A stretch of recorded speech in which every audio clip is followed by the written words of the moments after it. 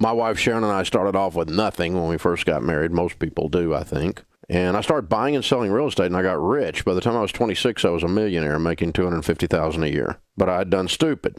I borrowed too much money. Bank got sold to another bank, and some guy in another city looked down and said, there's a kid 26 years old, owes us millions of dollars. Let's limit this relationship, which is banker talk for ruin his life.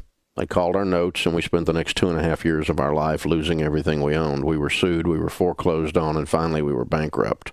I met God on the way up. I got to know him on the way down. So, 28 years old with a brand new baby, a toddler, and a marriage hanging on by a thread, we got the opportunity to start from zero again. So we learned how to handle money. And we learned that money really is fairly simple. It's just hard to do. There's only about 4 or 5 things you got to do to win. You have to live on less than you make.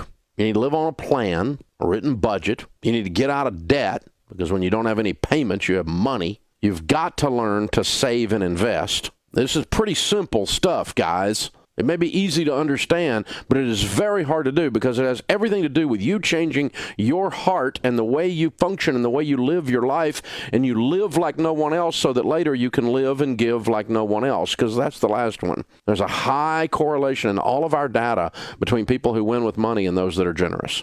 Generosity is a key element in people who end up winning with money.